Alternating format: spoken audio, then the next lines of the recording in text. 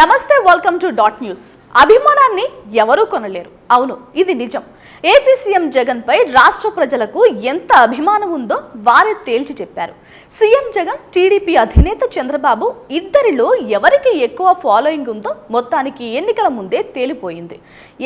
ముఖ్యమంత్రి వైఎస్ జగన్ కు ఎంత ప్రజాదరణ ఉందో ఒకే సమయంలో ప్రసారమైన ఇంటర్వ్యూలు తేల్చి చెప్పేశాయి. టీవీ9లో సీఎం జగన్ తో రజనీకాంత్, టీడీపీ అనుకూల ఛానల్ ABN లో మాజీ సీఎం చంద్రబాబుతో MD వేమూరి రాధాకృష్ణ ఇంటర్వ్యూలు చేశారు. ఈ రెండు ఇంటర్వ్యూలు రాత్రి 8 గంటలకు ఒకేసారి టెలికాస్ట్ అయ్యాయి.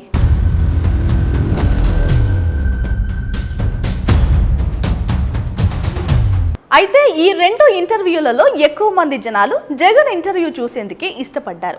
జగన్ ఇంటర్వ్యూను యూట్యూబ్ లైవ్లో అత్యధికంగా 72,000 మంది చూశారు.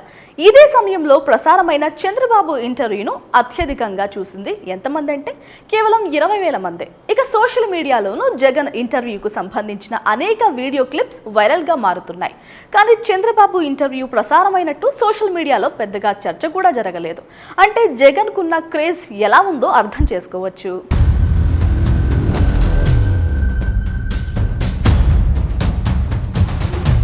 నిజానికి జగన్ తన ప్రసంగాల్లో గత 5 ఏళ్లలో ఏం చేశానో, మళ్ళీ అధికారం ఇస్తే ఏం చేయబోతున్నానో ఒక్కో అంశాన్ని చాలా చక్కగా వివరించారు. ఒక్కో అంశంపై ఓపికగా క్లారిటీ ఇచ్చారు.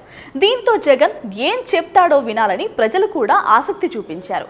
ఇక చంద్రబాబు దాదాపు 14 ఏళ్లు ముఖ్యమంత్రిగా ఉన్నప్పటికీ తాను పేదలకు ఏం చేశానో చెప్పుకోలేకపోయారు. సంక్షేమం విషయంలో తన మార్కును చూపించడంలో అట్టర్ ఫ్లాప్ అయ్యారు చంద్రబాబు.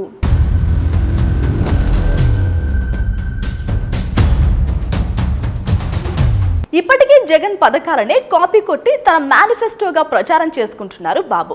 అంటే పేదల పట్ల ఎవరి విజన్ ఏంటో అర్థం చేసుకోవచ్చు. ఇక జగన్ తాను ఏం చెప్పదలుచుకున్నారో అది ముక్కుసూటిగా చెప్పేశారు. కానీ చంద్రబాబు విషయానికి వచ్చేసరికి తనకు తాను డబ్బా కొట్టుకోవడం, సోది చెప్పడం, అధికారం కోసం ఎంతకైనా దిగజారి హామీలు ఇవ్వడంలో ఆయనను మించిన వారు ఉండరన్న విమర్శ ఎలాగూ ఉండనే ఉంది. ఈ కారణంతోనే చంద్రబాబు ఇంటర్వ్యూను చూసేందుకు జనాలు పెద్దగా ఆసక్తి చూపించలేదని తెలుస్తోంది. మొత్తానికి ఈ ఇంటర్వ్యూలను చూసిన జనం సంఖ్యను బట్టి ఇది కదా జగన్ విజన్ అంటే అనే టాక్ బలంగా నడుస్తోంది.